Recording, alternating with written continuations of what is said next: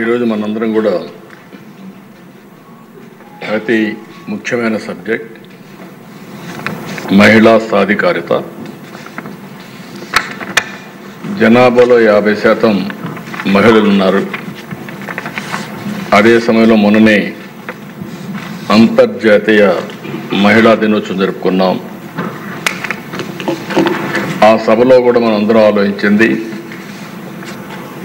స్వాతంత్రం వచ్చి ఇన్ని సంవత్సరాలైనా ప్రపంచం మొత్తం నాగరికత వైపు పయనిస్తున్నప్పటికీ కూడా ఇంకా జెండర్ ఈక్విటీ రాలేదు.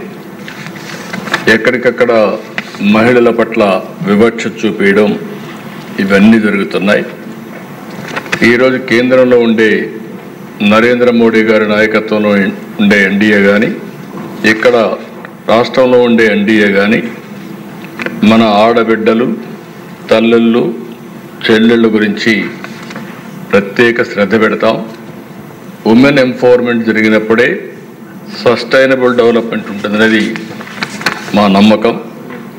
అందుకనే అధ్యక్ష, ఈరోజు ఒకసారి హిస్టరీ కూడా చూసుకుంటే ఎన్టీ రామారావు గారు తెలుగుదేశం పార్టీ పెట్టినప్పటి నుంచి అదే మరిగా వారు అనేక సంక్షేమ కార్యక్రమాలకు ప్రత్యేకంగా ఉమెన్ ఎంపవర్మెంట్ కోసం దోహదం చేశారు. అందుకే మహిళా సాధికారత కోసం నిన్న, నేడు, రేపు ఎప్పుడు కూడా కమిటెడ్గా పనిచేస్తామని ఈ సభ సాక్షిగా తల్లిదండ్రులకు తెలియజేస్తున్నా, మహిళలకు తెలియజేస్తున్నారు.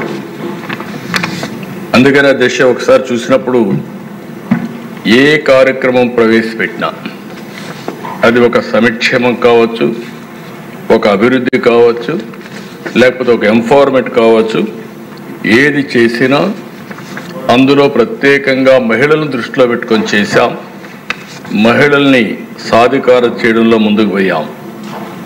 అందుకే నేను మళ్ళీ ఒకసారి తెలియజేస్తున్నా, తెలుగుదేశం పార్టీది తెలుగింటి ఆడపడుచులది అన్నా చెల్లుళ్ళ అనుబంధం. ఇది 40 సంవత్సరాలుగా ఉంది. ఇది శాశ్వతంగా ఉంటుందని చెప్పడానికి గర్వపడుతున్నానని చెప్పి కూడా నేను మీకు తెలియజేస్తున్నాను. దశ మాటల్లో చెప్పడం కాదు, చేష్టల్లో చేసి చూపించాల్సిన అవసరం ఉంది. తెలుగుదేశం పార్టీ సిద్ధాంతం జెండర్ ఈక్విటీ ద్వారా, ఆడవారికి సమాన హక్కులు కల్పించడం ద్వారా వారిని ఆర్థికంగా, రాజకీయంగా, సామాజికంగా పైకి తేవాల్సిన బాధ్యత మన అందరిపైన ఉంది. ఇప్పటికి కూడా మనం వివక్ష చూపిస్తూనే ఉన్నాం. ఎవరైనా మహిళలను చూస్తే మనకందరికి కూడా ఒక చిన్న చూపు, మీకేం తెలీదు, మీరుండండి అనే విధంగా మాట్లాడుతున్నాం. రెండో విషయం మీరు చూస్తే అధ్యక్ష, చిన్నప్పుడు తల్లిదండ్రులపైన ఆధారపడతారు, పెద్ద అయిన తర్వాత భర్తలపైన ఆధారపడతారు, మళ్ళీ ముసలి వాళ్ళైతే పిల్లలపైన ఆధారపడతారు. కానీ ఎప్పుడు కూడా వివక్ష చూపిస్తూనే ఉంటారు. అందుకే ఈరోజు గర్వంగా చెప్పగలుగుతున్నా, మహిళా సాధికారత ప్రారంభమైంది తెలుగుదేశం పార్టీతోనే ప్రారంభమైందని చెప్పి కూడా గర్వంగా చెప్పగలుగుతున్నా. 86లో అధ్యక్ష మహిళలకు ఆస్తిలో సమాన హక్కు ఇచ్చాడు ఎన్టీ రామారావు గారు. అంతవరకు వారసత్వంగా మనం ఒక్కసారి చూస్తే ఆస్తిలో సమాన హక్కు లేదు. ఆడపిల్లలుంటే పెళ్లిళ్ళు చేసి పంపించేస్తున్నాం, ఆస్తిలో హక్కు లేని పరిస్థితి తీసుకొస్తున్నాం, సెక్యూరిటీ ఇవ్వలేని పరిస్థితికి వచ్చాం. అది తీసుకొచ్చిన తర్వాత దిశ డిమాండ్ చేసే పరిస్థితికి వచ్చారు ఆడబిడ్డలు. I'm proud to say that. ఎవరైనా సరే అది అయిన తర్వాత ఈరోజు చూస్తే 40 ఏళ్ల తర్వాత మనం ముందే తీసుకొస్తే 2005లో దేశంలో దీన్ని చట్టంగా తీసుకొచ్చారు, మహిళలకు ఆస్తిలో సమాన హక్కుని. అయితే మన రాష్ట్రంలో మనందరం గుర్తుపెట్టుకోవాల్సిన అవసరం ఉంది. తల్లికి, చెల్లికి ఆస్తిలో వాటా ఇవ్వని వ్యక్తి నిన్నటి వరకు ఈ సభలో కూర్చొని ముఖ్యమంత్రిగా ఉన్నాడంటే ఏ విధంగా సభవో నాకైతే అర్థం కావడం లేదు. నేనేదో విమర్శించాలని విమర్శించడం లేదు. ఇచ్చిన వాటాల మీద కోర్టుకు పోయి అది కూడా ఇవ్వను అనే పరిస్థితి వచ్చారంటే ఇంకా ఆస్తిలో సమాన హక్కు మీద మాట్లాడడం కానీ మహిళల గురించి మాట్లాడే హక్కు అలాంటి వ్యక్తులకు ఉంటుందా అని అడుగుతున్నాను అధ్యక్ష. ఎందుకంటే అధ్యక్ష, ఈరోజు మనందరం ఒకటి గుర్తుపెట్టుకోవాల్సిన అవసరం ఉంది.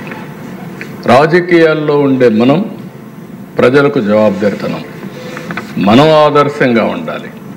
మనం ఆదర్శంగా ఉండి ప్రజలకు కూడా ఆదర్శమైన విధానాలకు స్ఫూర్తినిచ్చే బాధ్యత మన పైన ఉంది. అలాంటి వ్యక్తులు తల్లికి కూడా నేను వాటాలు ఇవ్వలేదు, లేకుంటే నేను మార్చుకుంటున్నాను, ఇది నా వాటా అని చెప్పే పరిస్థితికి వచ్చారంటే చాలా బాధేస్తుంది. కనీసం సభ్యత ఆ విషయం కూడా మర్చిపోయి ఇలాంటి చేసే పరిస్థితికి వచ్చారు. అదే సమయంలో అధ్యక్ష, తెలుగుదేశం పార్టీ మహిళల్లో విద్యను ప్రోత్సహించాలని ఈరోజు చేసింది కాదు. 1983లో దేశంలో మొట్టమొదటిసారిగా మహిళా విశ్వవిద్యాలయం ద్వారా ఆడబిడ్డల్లో చదువుకోవాలని స్ఫూర్తి ఇచ్చిన పార్టీ తెలుగుదేశం పార్టీ అని చెప్పి కూడా నేను మీకు తెలియజేస్తున్నాను. దాంతో ఆగలేదు అధ్యక్ష. అక్కడి నుంచి మీరు ఒకసారి చూస్తే ప్రతి కిలోమీటర్కి నేను ముఖ్యమంత్రిగా ఉన్నప్పుడు ఒక ఎలిమెంటరీ స్కూల్ పెట్టాం, ప్రాథమిక పాఠశాల. 3 కిలోమీటర్లు ఒక అప్పర్ ప్రైమరీ స్కూల్ పెట్టాం. ప్రతి 5 కిలోమీటర్కి ఒక హై స్కూల్ పెట్టాం. మండలానికి ఒక జూనియర్ కాలేజీ పెట్టాం. ప్రతి డివిజన్కి ఒక కోఆప్ ఇంజనీరింగ్ కాలేజ్ పెట్టాం. జిల్లాకు మెడికల్ కాలేజ్, వందలాది కాలేజీలు తీసుకొచ్చాం. ఓసారి పబ్లిక్ పాలసీ అనేది చాలా పవర్ఫుల్ దిశ. ఈరోజు మనం మాట్లాడుకుంటున్నాం, ఈ సభ ద్వారా కొన్ని ఆలోచనలు వస్తాయి. మీరిచ్చే ఆలోచనలు ఏ విధంగా స్ఫూర్తిదాయకంగా భవిష్యత్తులో ఉంటాయంటే